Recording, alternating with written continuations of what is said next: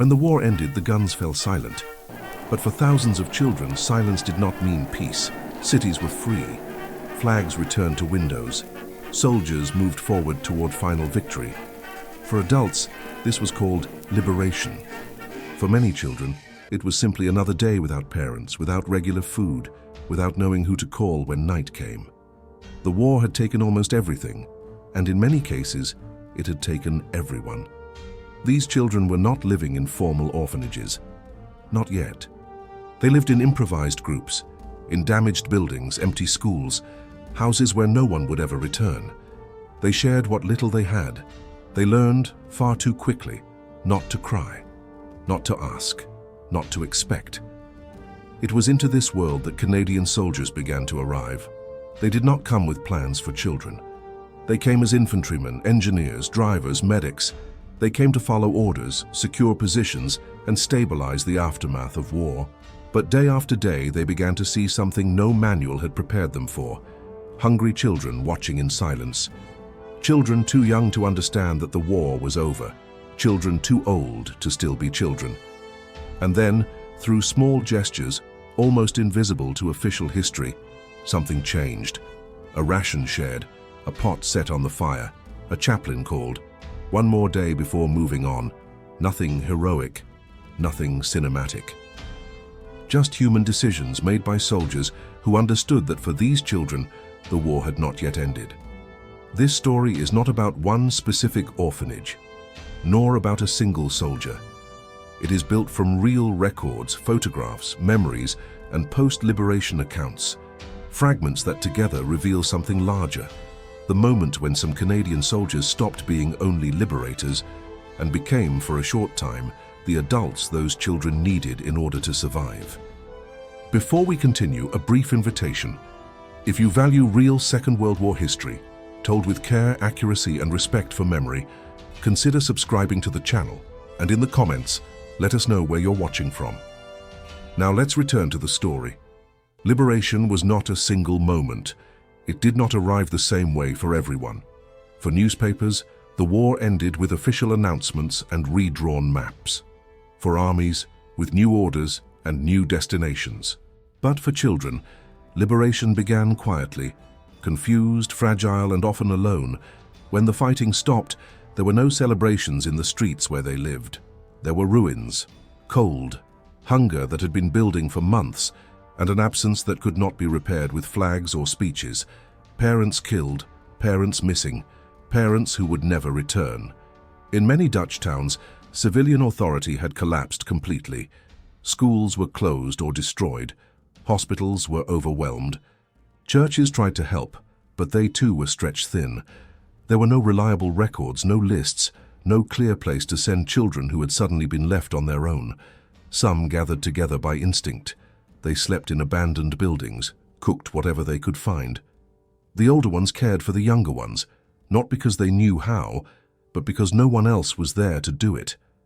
It was in this environment that Canadian units began to settle into liberated areas. Unlike earlier phases of the war, there was now time. Time to see, time to notice, time to recognize that at the edges of streets, near supply trucks and just beyond food lines, children were always watching. They did not ask. They simply waited. They waited for someone to leave or for someone to stay.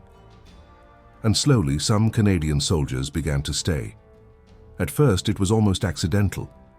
A soldier finishing his meal would notice two children standing nearby, pretending not to watch. He would break a biscuit in half and set it down without a word. Another would pour the last of his tea into a spare cup and slide it across a crate. No speeches, no instructions, just quiet recognition. Word spread quickly among the children, not loudly, not openly, but enough. They learned which trucks meant food, not ammunition, which uniforms meant shouting, and which meant calm voices. They learned that some soldiers would look away, and that others would look back. Soon the gestures became less accidental. A corporal ordered his section to set aside part of their rations, not officially, just enough. A field stove was lit where no stove had been planned. A chaplain was asked to come by, not to pray, but to help organize. Someone found tin cups, someone else found a ladle. For the first time in months, a few children ate something warm. The soldiers knew they were not trained for this. They were not social workers. They were not teachers. They were men who had spent years learning how to fight. But standing there, watching children eat too quickly, because they didn't know when the next meal would come, something became clear. This was not charity. This was stabilization. If the war had taught them anything, it was that chaos spreads when no one intervenes. And so, instinctively, they began to impose a different kind of order. Meals at roughly the same time each day. Children counted, not by name, but by presence. The smallest served first. The weakest watched closely. No flags were raised, no photographs posed.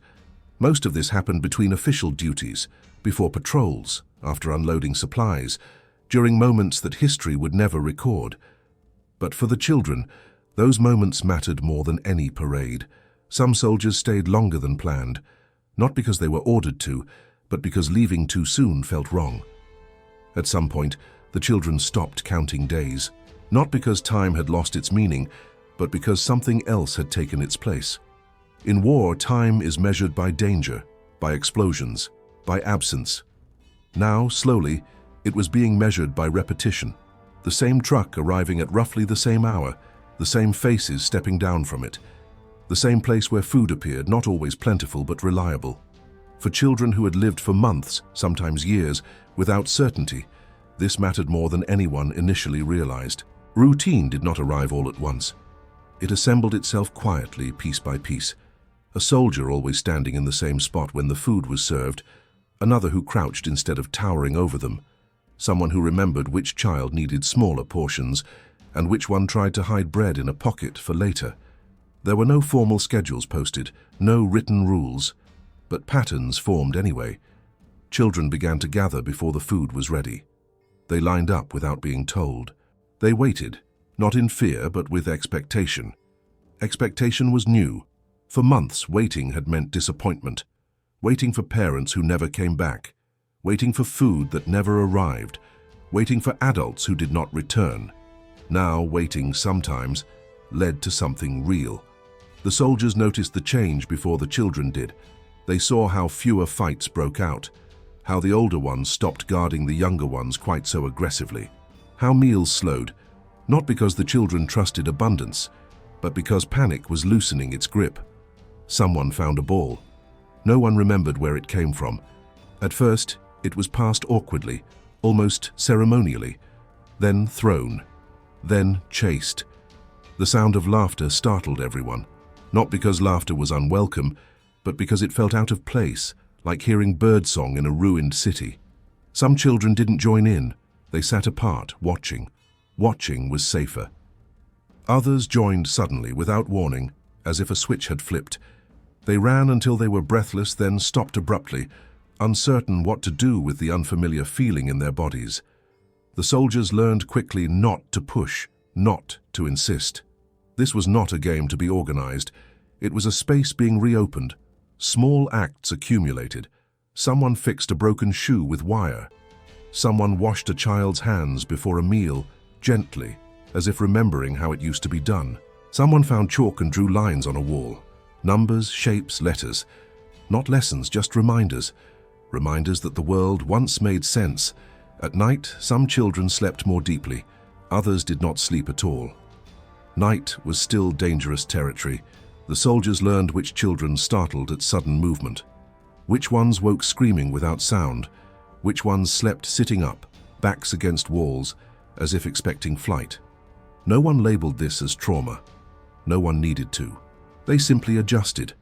Lights left on longer, voices kept low, boots placed carefully on the ground. For men trained to move fast and decisively, this required a different discipline. Patience. The children began to recognize individuals, not uniforms, not the Canadians, but the man who always carried the pot, the one who whistled the same tune, the one who knelt to speak even when words were unnecessary. Names were exchanged slowly, imperfectly, pronunciations bent. Nicknames replaced what could not be said. The soldiers knew this could not last. They did not pretend otherwise. Orders would come, units would move. The war was still unfolding elsewhere, but in this place, For this brief window, something fragile had formed. Not a family, not safety, but rhythm. And rhythm, after chaos, is how survival begins to feel like living again. Routine did not heal everything. It was never meant to. What it did was something quieter, and in some ways more important. It gave the children permission to stop bracing themselves every second of the day. For months, many of them had lived in a permanent state of readiness, ready to run, ready to hide, ready to lose whatever little they still had. Even food had been something to defend. At first, the soldiers noticed how children ate, fast, too fast, as if the plate might be taken away without warning. Some hid pieces of bread inside sleeves or under shirts, others swallowed without chewing, eyes fixed on nothing, bodies acting on memory rather than hunger. No one scolded them, no one corrected them. Instead, the food kept coming. Not more, just again. And slowly behavior changed. Meals stretched a little longer, hands relaxed. Children began to look up while eating instead of down. One afternoon, a boy left half a biscuit untouched. No one commented. The soldier who noticed it simply nodded to himself. That was new. The effects showed up in other ways too. Children who had stopped speaking began to whisper to one another. Not sentences, fragments, sounds that tested the air. Some did not speak at all, but followed closely. Always the same distance behind the same soldier, like a shadow that needed a shape to cling to. Sleep changed unevenly. A few children began sleeping through the night for the first time in months. They sprawled on floors or benches, limbs loose, mouths open, the deep, unguarded sleep of exhaustion finally releasing its hold. Others slept lightly, eyes snapping open at the smallest noise. Nightmares were common, silent ones. There were children who woke sitting upright, fists clenched, breathing fast but making no sound at all. Crying had once drawn attention. Attention had once been dangerous. The soldiers learned to recognize this too. They learned who needed to be woken gently. Who should not be touched without warning. Who flinched at sudden laughter. They did not analyze it, they adapted. Someone sat closer at night. Someone stayed awake longer than planned. Someone spoke softly, even when words were unnecessary. For men who had spent years being told to harden themselves, this required a different strength, restraint. The children also watched the soldiers closely. They learned which ones were calm, which ones moved predictably, which ones never raised their voices. Trust did not arrive as gratitude, it arrived as testing. A child would deliberately drop a cup, watching to see what happened. Another would step too close, invading personal space without apology. Some would disappear for hours only to return suddenly, as if checking whether absence still meant abandonment. The soldiers failed some of these tests. No one passes them all. A raised voice here, an impatient gesture there, and yet something held, because failure was followed by return. The same faces came back the next day, the same food, the same rhythm. For children who had learned that loss was permanent, this repetition mattered more than perfection. There were moments, brief, startling moments, when the children forgot themselves. A girl laughed too loudly and immediately froze, eyes wide, as if waiting for punishment that did not come. A group began singing something half-remembered, only to stop suddenly, embarrassed by their own voices. These moments never lasted long, but they returned, again and again. The soldiers noticed another change too, one that unsettled them. Children began to attach, not all of them, not in the same way, but some clearly gravitated toward particular individuals. They waited for them, searched for them when they were late, sat near them even when there was no reason to. No one encouraged this. No one stopped it either. Everyone understood the danger. Attachment meant loss. Loss meant pain. But denying connection carried its own cost. The soldiers talked quietly among themselves, late at night, between duties. They knew they would not stay. They knew orders would come. And yet each day they remained, the bond grew a little stronger, not because they tried to replace parents, not because they imagined futures, but because in the present, these children needed something stable. And stability, once offered, could not simply be withdrawn without consequence. The war had taught these men how to destroy positions, clear buildings, advance under fire. It had not taught them how to leave children behind. And somewhere in that unspoken tension between duty and humanity, the most difficult part of this story was already beginning. At first, the soldiers told themselves it was temporary, a few meals, a few days, a small kindness offered in passing. That was how it began. But by now it was no longer something that happened in passing. The children were waiting for them, not just for food, but for presence, for predictability, for the simple reassurance that someone would return. And the soldiers had begun to notice the weight of that. They saw it in the way children tracked them with their eyes as they walked across a courtyard, in the way a small group would drift closer the moment a familiar figure appeared, in the way a child's posture changed, shoulders lowering, breathing easing, when a certain voice spoke nearby. Sometimes a child would press a hand against a soldier's sleeve and then pull back quickly, as if the body had acted before the mind could stop it. Sometimes a child would follow so closely that the soldier had to slow down to avoid stepping on small feet.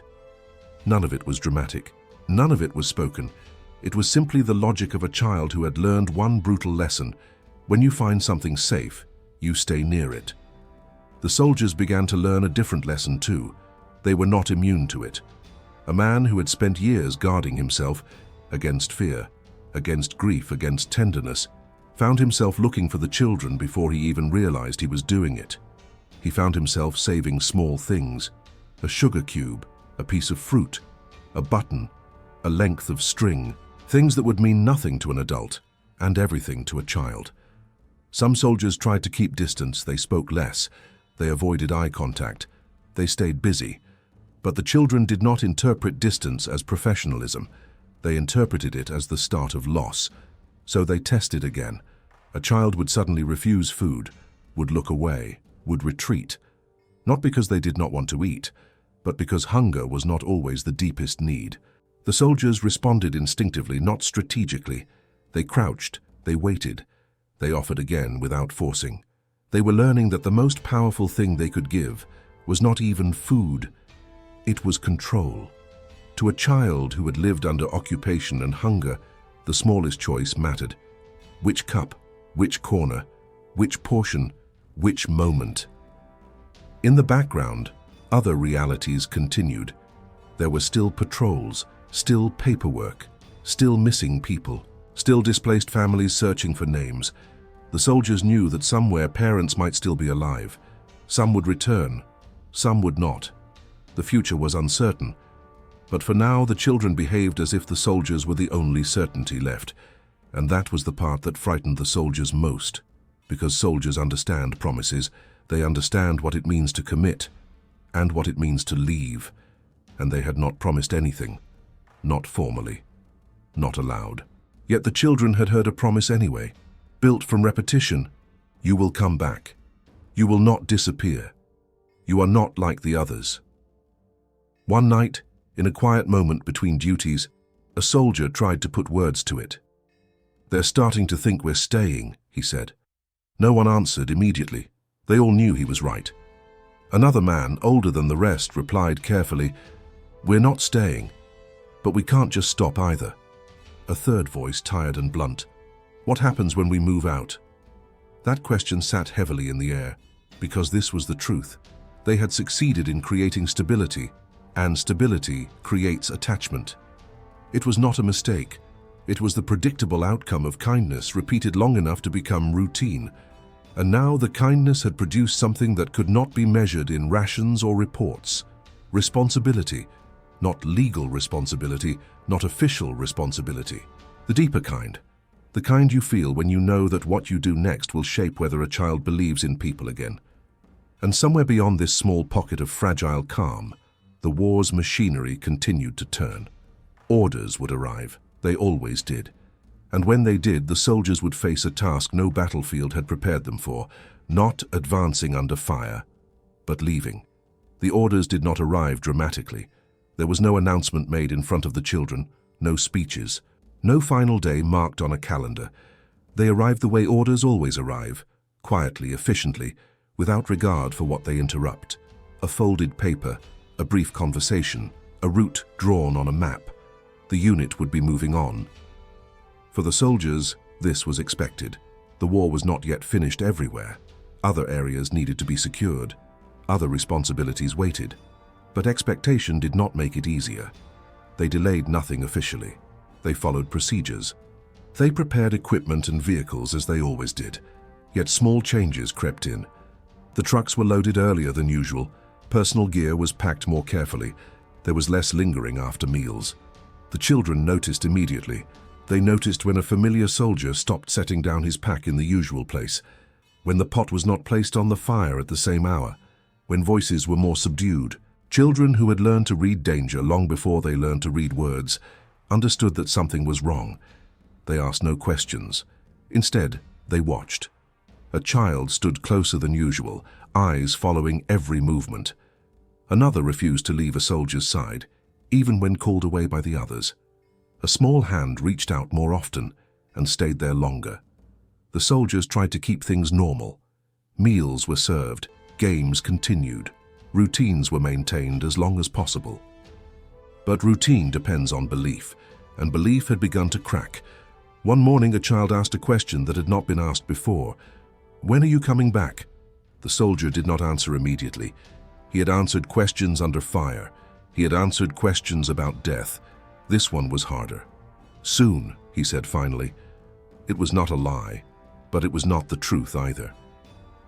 As departure approached, the adults in the surrounding community became more visible again. Relief organizations arrived.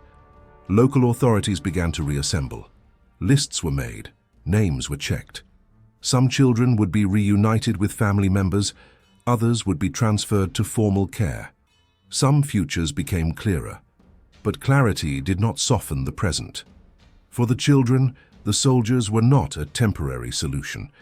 They were the solution that had arrived when nothing else had. The soldiers understood this, and yet they could not stay. On the final evening, there was no ceremony, no farewell announced. The soldiers avoided making promises they could not keep. They avoided words that might linger longer than they should. Instead, they did what they had always done. They served food. They sat nearby. They stayed present. Some children clung. Others withdrew completely, as if preparing themselves for loss the only way they knew how, by leaving first. A few acted as if nothing was happening at all. That night, sleep was uneven. Some children refused to sleep. Others slept deeply, as if exhaustion had finally claimed them. The soldiers lay awake longer than usual. They listened to breathing, to footsteps, to the quiet sounds of a place that had briefly felt stable.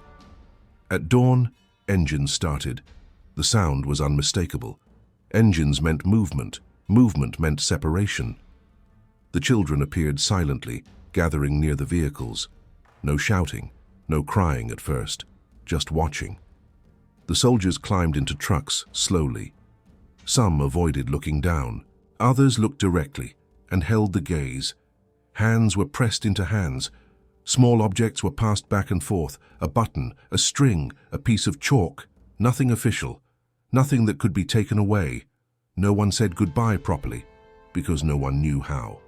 And then the trucks began to move. Slowly at first, then faster. The soldiers did not look back. Not because they did not care, but because looking back would have made it impossible to go forward. Behind them, the children stood still, watching until the dust settled, watching until the last vehicle disappeared, watching until routine, the thing that had saved them, vanished again. After the trucks were gone, the place felt larger. Not emptier, larger. Sound traveled differently. Footsteps echoed where they hadn't before. Voices seemed too loud, then too quiet.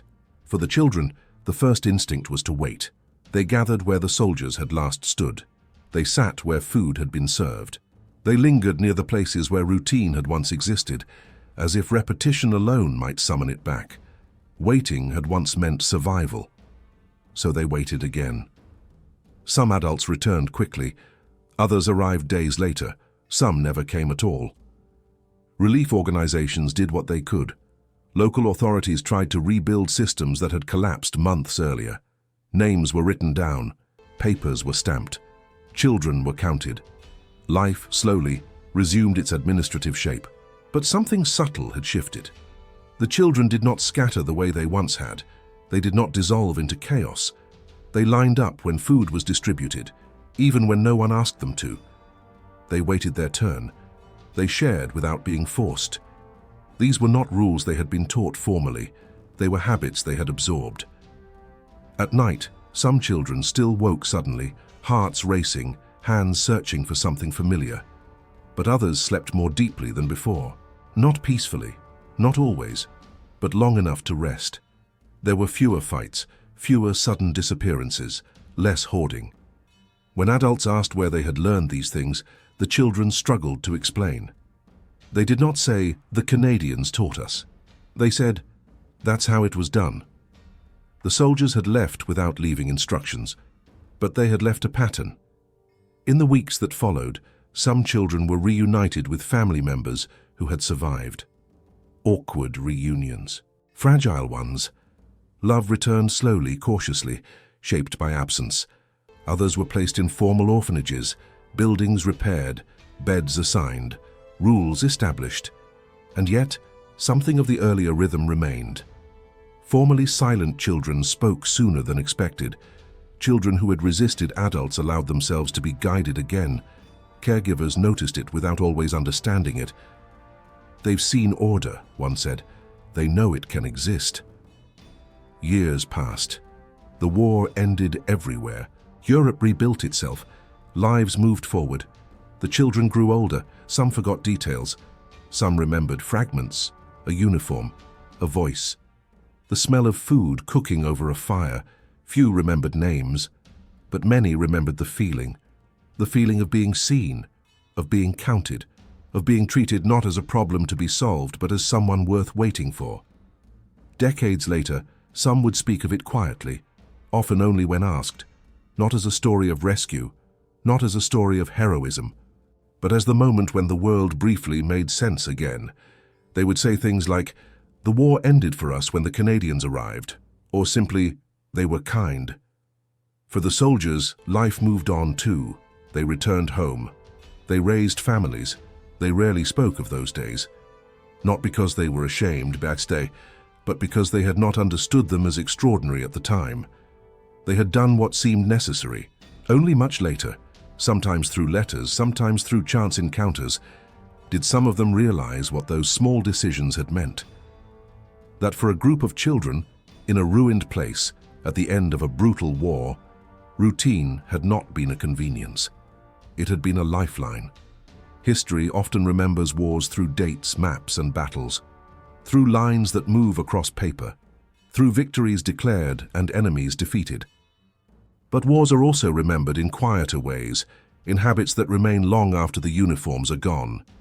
In the Netherlands, there are many memorials to the Canadian liberation, graves carefully tended, names carved in stone, ceremonies held year after year. Those matter. But there is another kind of memory that never appears on monuments. It lives in people. In adults who once were children, who remember a time when everything had fallen apart, and then, briefly, came back together. Not because the war ended, but because someone stayed long enough to impose order where there had been none. No medals were given for this, no reports filed. There was no official mission to restore childhood. And yet, in small pockets of a liberated country, that is exactly what happened. Not through grand gestures, but through repetition. Food served at the same hour. Voices kept calm. Presence that did not vanish overnight. For children who had learned that nothing was permanent, that mattered more than words ever could. The soldiers did not know what they were leaving behind. They could not measure it. They could not see decades into the future. They only knew what was in front of them. Hungry children, a broken routine, and a choice. They chose patience. They chose restraint. They chose to care, even when it was not their assignment. That choice did not end the war. It did not undo the losses. But it gave something back that war had taken early and violently, the idea that adults could be trusted again. That order could return, that waiting did not always lead to disappointment. Every spring, tulips bloom in Canada as a reminder of liberation and gratitude. But long before flowers became symbols, there were quieter legacies. Children who learned to line up instead of fight. Children who learned to sleep without guarding their food. Children who learned, slowly, cautiously, that kindness could repeat itself. That is not the kind of history written in textbooks. It is the kind that lives on quietly in people who survived. And sometimes, that is the history that matters most.